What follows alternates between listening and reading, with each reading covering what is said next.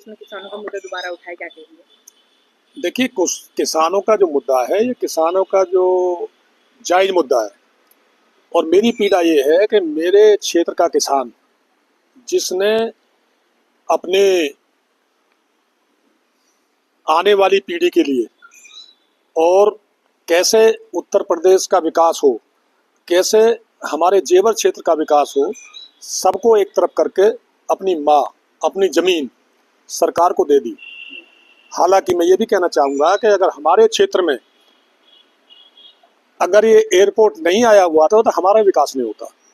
लेकिन अब हमारा विकास नहीं, विनाश होने जा रहा है। और मैं बता देना चाहता हूँ कि 6-6 महीने हो गए, 8-8 महीने हो गए, मेरा किसान धरने पे बैठा हुआ है। ये रोज लॉ अथॉरिटी के लोग जाते हैं, एसडीएम जाते हैं, ओएसडी जाते हैं, एसीओ जाते हैं, डीसीपी जाते हैं, और उसको किसान को झूठा आश्वासन देकर वो चले आते हैं कि भाई अगले हफ्ते निपटा देंगे। और एक भी मुद्दा हल करने का काम नहीं किया है। जो आज मैंने प्रेस कॉन्फ्रेंस करी है, मैं इस यमुना अथॉरिटी से, ग्रेटर नोएडा अथॉरिटी से, नोएडा अथॉरिटी से कहना चाहता हूं, जो किसानों की लंबित मांगे हैं, जैसे किसानों की सबसे बड़ी मांग है जो ये यमुना एक्सवे हाईवे बना, इसमें जब जमीन गई इसमें 64% मिलना था, 7% प्लाट मिलना था, और जो एयरपोर्ट में जमीन गई है उसमें नौजवानों को नौकरी देनी थी। ना तो आज तक नौजवानों को नौकरी मिली है और ना ही 64% मिला है। और जो हमने ये समझौता किया, मैं कागज दिखा रहा हूँ, ये अरुण वीर सिंह सीओ लिख के देंगे मेरे को, सीओ जो मैं ले रहा हूँ आपके हाथ में, ये सारी शर्तें हैं। हमने सारे सेक्टर आपसी सहमति से खुलवा दिए और आपसी सहमति पे 10% प्लाट देने का काम करेंगे, ना तो वो प्लाट मिल रहा है। और जो पेरिफेरियल बनाते गांव के तरफ कि हम आबादी छोड़ के गांव के चारों तरफ 20 मीटर की रोड बनाएंगे कि उसके तरफ अथॉरिटी नहीं जाएगी, ना उसका निपटारा करा है, ना तो आबादी का निस्तारण हो रहा है, ना नौकरी का निस्तारण हो रहा है, और ना ही मतलब किसानों को उचित मुआवजा मिल रहा है। तो सारी जो लंबित मामले पड़े हैं, तो मैं ये कहना चाहता हूँ, जो धरना किसान दे रहे हैं आज भी, मैं उनके धरने का समर्थन करता हूँ।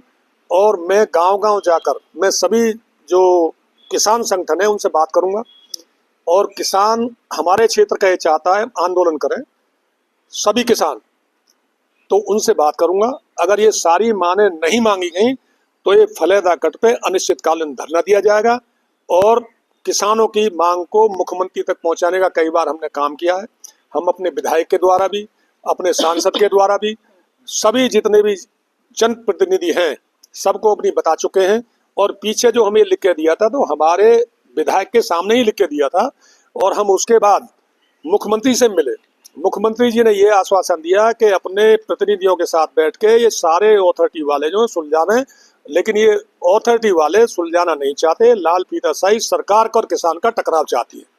इसलिए मैंने आज ये प्रेस कॉन्फ्रेंस करी है, और मैं आपके माध्यम से सरकार तक अपनी बात पहुंचाना चाहता हूं कि जब किसान जमीन देने के लिए तैयार है तो किसान को उसकी सुविधा देने में, किसान के बेटे को नौकरी देने में, किसान के जो जमीन ली जा रही है उसके बदले में प्लाट देने में दिक्कत क्या है, उचित मुआवजा देने में दिक्कत क्या है। तो मैं आपके माध्यम से सरकार तक ये बात पहुंचाना चाहता हूँ। आप लगातार आरोप लगाते रहे हैं कि वहाँ लाल फीताशाही जो अफसर है वो सुनने को तैयार नहीं, तो क्या लगता नहीं है कि जो सरकार का जो शिकंजा जिस तरीके से कसना चाहिए अधिकारियों पर, वो सरकार कस नहीं पा रही है? देखिए, आप बिल्कुल ठीक कह रहे हैं। मैं पहले भी कह रहा हूँ, प्रधानमंत्री और मुख्यमंत्री की करनी और कथनी में कोई अंतर नहीं है। आज मेरा फिर वही सवाल है, फिर कह रहे हो कि आप कहोगे कि मैं सरकार को बचाना चाहता हूँ और अफसर को फंसाना चाहता हूँ। मैं कह रहा हूँ बिल्कुल अफसरशाही निकम्मी है, मैं कहना चाहता हूँ। और सरकार पूरा शिकंजा कस रही है, ऐसी बात नहीं है, लेकिन ये हल ही नहीं करना चाहते हैं, क्योंकि ये प्रॉपर्टी डीलर है। ये जितनी भी अथॉरिटियाँ, मैं कह रहा हूँ आप, हमारे किसानों की जमीन पे तो खेल खेल रही हैं। हमसे ये 4300 रुपये मीटर ले रही हैं और 1 लाख रुपये मीटर बेच रही है। ये कहाँ से खर्च आइए मुझे आप। तो मैं कह रहा हूँ, ये तो किसान जो है आंदोलन पे जो आमादा कर रही है, अथॉरिटियाँ कर रही है, सरकार नहीं कर रही है।